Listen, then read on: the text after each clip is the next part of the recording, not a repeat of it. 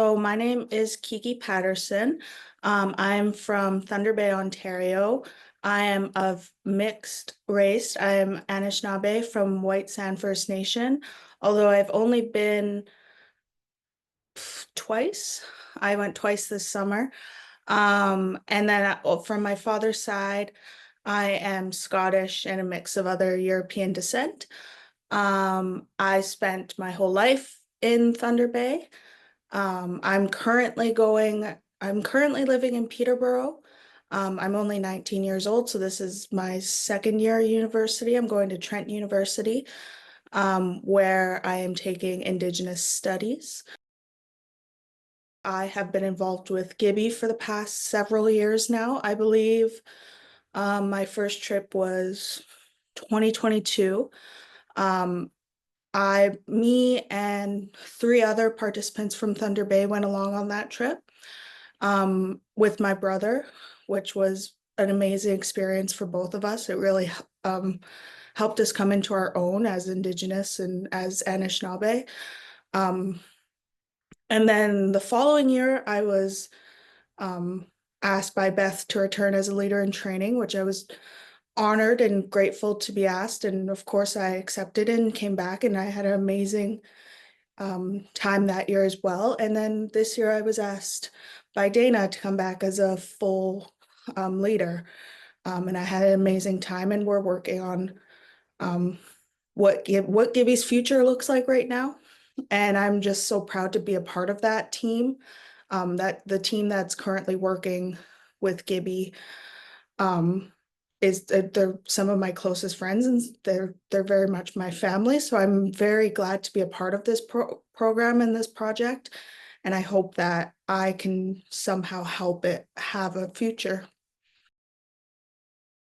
Gibby for non-Indigenous youth is a great learning opportunity for them, and it really helps them understand that Indigenous way of life and how to connect with their Indigenous peers. Uh, Although for Indigenous youth is very different. It's completely a different experience. We come in often coming from small communities, some coming from remote First Nations. Um, and the Indigenous kids we see are often the most shy. And even just one trip, they leave leaders. They leave some of those shyest kids, they leave. Those are the ones we're picking next year for leader in training, right? So this program, this project for Indigenous youth really helped them come into their own. And that's exactly what it did for me. It really showed me that I could be a leader. And I think it's this wonderful thing um, that it can do for Indigenous kids, just showing them that they can be at the front of a story. Um, and now you see with the Craddock Lecture, they are literally planning and facilitating it this year. So I think it is incredible to see that, and all of us come back together to really showcase those skills we learned at Gibby. Um, I just think it's incredible. And I think as we were talking, that there are different things it does for Indigenous and non-Indigenous, but I love what it does for Indigenous youth, and that's why I support it so much. So Beth had kind of invited me about a month and a half ago, I would say now.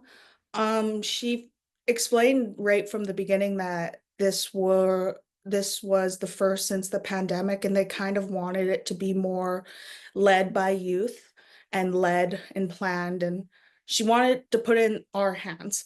And to do so, she contacted um, those Gibimishkaadimin alumni, and she put us together, and we'd all kind of worked from there, right? And over the weeks of planning, she has added more of our Gibby alumni. So through this, I've met alumni from other years, which is a really great thing to do. I met some of them, obviously, from doing it for 3 years now, but a lot of them I haven't met, especially some that don't live in Ontario.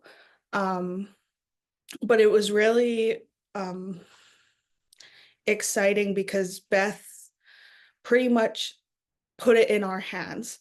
Now, of course, Douglas will be spearheading the event. He will be giving his talk, and I think that is a great opener. He's like I said, I love talking to him. He's a great educator, and he's really knows what he's talking about. I think that's a beautiful way to open the event. But then the afternoon in the discussion groups, our jobs as youth and as Gibi alumni is to facilitate those conversations between youth that came to attend, and not only youth, other members of the community that came to attend the event, right?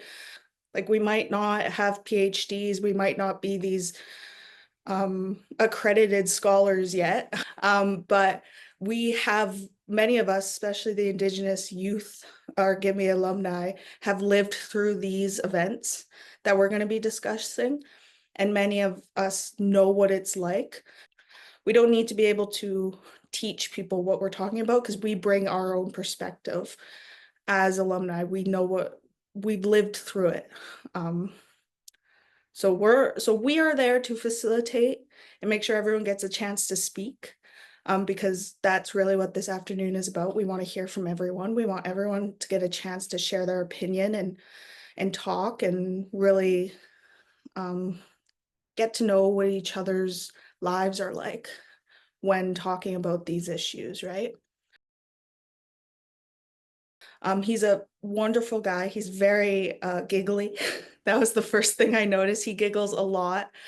But he was incredible to talk with. He talked very fondly about his co-author, Andrew Stobo Snyderman. I let him have his piece, but then the last half of our call was us just kind of going back and forth about what he talks about in his book, basically, right? And so we're kind of chit-chatting about the issues he goes for, right? He's talking about, and it was a really great experience. And it's that kind of experience that I hope that we will have on Sunday, because those kinds of conversations, and I was telling him that on our call, I'm like, these are the kind of conversations that need to be had. And we were talking about truth and reconciliation. I remember I had asked him just basically what he was hoping to get out of the lecture. And he had said that he wanted to kind of show the difference between what it is to right a wrong that happens now and what it is to right a wrong that happened a long time ago. So kind of how to have those conversations about truth and reconciliation without throwing all of the guilt on non-Indigenous people, but also saying, hey, some of these things are still happening and we have to fix them. The way that we've planned it out and the way we've provided great resources to keep the conversation flowing, and those, I guess those awkward moments when you're trying to start a conversation, that is completely human. And I think that that is kind of what it will most likely happen. And I think it just pushing through that. And even if you're nervous and you don't want to come because you might be afraid of an awkward moment in a conversation, I think what you could get out of that conversation just by even speaking once is so much more than feeling a little bit awkward, right? So I think that especially for the younger youth who aren't used to this kind of discussion, I think that it's really important to start having those conversations, because these conversations are difficult, and it's not just awkward, they're difficult to hear. It's difficult to hear about these situations that we're going to be talking about.